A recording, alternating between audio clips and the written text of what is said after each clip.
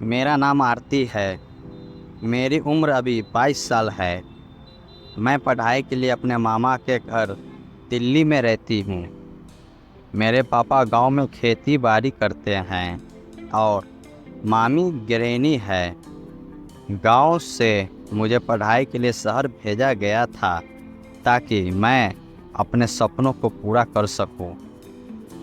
मामा का घर बहुत बड़ा था और वहाँ मुझे कभी किसी चीज़ की कमी महसूस नहीं होती थी। मामी भी बहुत अच्छा ख्याल रखती थी। मामा के 2 छोटे बच्चे थे जो हमेशा शोर शराबा करते रहते थे, लेकिन मैं उससे बहुत प्यार करती थी। सब कुछ सामान्य ही चल रहा था जब तक कि एक दिन मामा के दोस्त का बेटा अमन हमारे घर नहीं आया। अमन लगभग 25 साल का था, लंबा, गोरा, चिट्ठा और बेहद आकर्षक। उसकी आंखों में एक अजीब सा खिंचाव था। पहली बार जब उसने मुझे देखा तो बस मुस्कुराकर हाय कहा, लेकिन न जाने क्यों उस एक नज़र ने मुझे बेचैन कर दिया। वो इंजीनियरिंग की पढ़ाई ख़त्म करके अब जॉब के लिए दिल्ली आया था। जब तक उसे रहने की जगह नहीं मिलती, मामा ने उसे हमारे घर बुला लिया था।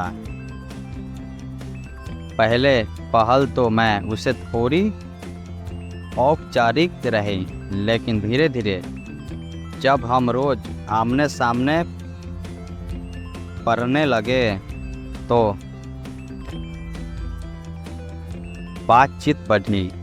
रात में अक्सर हम दोनों छत पर जाकर बातें करते।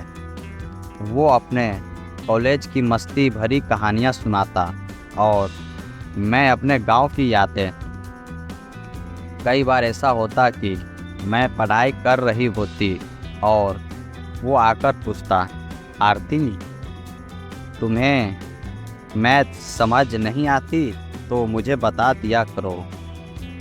धीरे धीरे वो मेरे लिए सिर्फ एक गेस्ट नहीं बल्कि किसी खास इंसान जैसा बन गया। एक शाम बारिश हो रही थी, बिजली चली गई और पूरा घर अंधेरे में डूब गया। मैं डर के मारे अपने कमरे में थी कि अचानक दरवाज़ा खुला और अमन टॉर्च लेकर अंदर आया।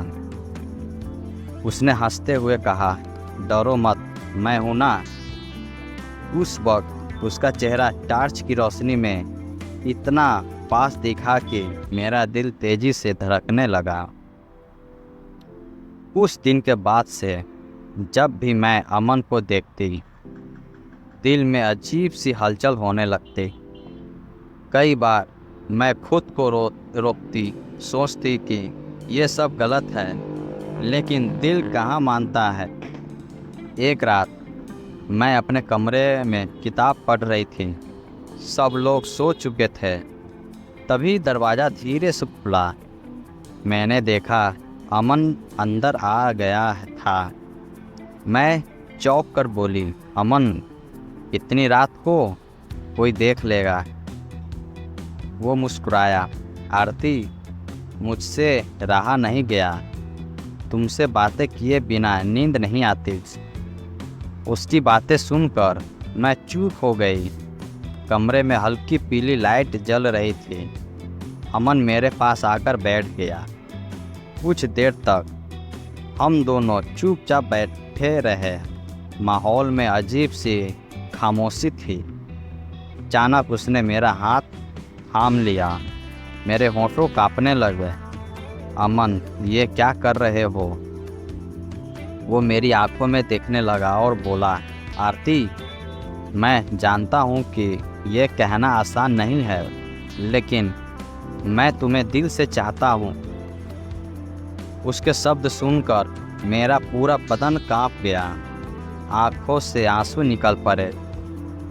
मैं खुद भी कब यही चाहती थी, लेकिन कह नहीं पा रही थी।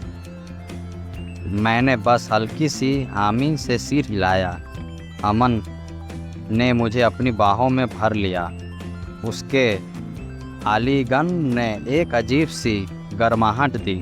ऐसा लगा मानो पूरी दुनिया थम गई हो। उस रात हम दोनों देर तक अपने अनकहे एहसास साझा करते रहे। मैंने उसे अपने सपनों के बारे में बताया, उसने अपने संघर्ष। धीरे धीरे हमारी बातें इतनी गहरी हो गई कि हम दोनों एक दूसरे के बिना खुद को अधूरा समझने लगे। उसने मेरे चेहरे को अपनी हथेलियों में लिया और बोला, आरती, मैं वादा करता हूँ कि कभी तुम्हें अकेला नहीं छोड़ूंगा। मेरे होंठ कांप रहे थे, लेकिन मैंने खुद को रोकना बंद कर दिया। उस रात मेरे कमरे में हम दोनों ने अपने दिल के दरवाजे पूरी तरह खोल दिए। बाहर पूरा मोहल्ला सो रहा था, लेकिन मेरे कमरे में हमारी धड़कनों की आवाज़ ही सबसे बड़ी सच्चाई थी। हमने एक दूसरे को पूरी तरह महसूस किया, मानो सर्दियों से बिछड़े दो लोग मिल रहे हो। सुबह जब मैं उठी तो अमन मेरे पास ही सोया हुआ था। उसका चेहरा देखकर मेरे दिल में सुकून उतर गया। मैंने धीरे से उसके बालों को सहलाया और मन ही मन कहा, शुक्र है भगवान का जिसने मुझे ये एहसास दिलासा दिया। उस दिन से हमारे बीच रिश्ता बदल चुका था। अब हम सिर्फ दोस्त या मेहमान मेजबान नहीं थे, बल्कि एक दूसरे की ज़िंदगी का हिस्सा बन चुके थे। आज जब पीछे मुड़ कर देखती हूँ तो लगता है कि अमन की एंट्री ने मेरी ज़िंदगी बदल दी। मामा के घर में रहकर मैंने प्यार का असली मतलब समझा। कभी कभी ज़िंदगी हमें वही प्यार देती है जहाँ हम रोज़ भी नहीं पाते हैं, और अमन मेरे लिए वही अनकहा लेकिन सबसे सच्चा एहसास बन कर आया था।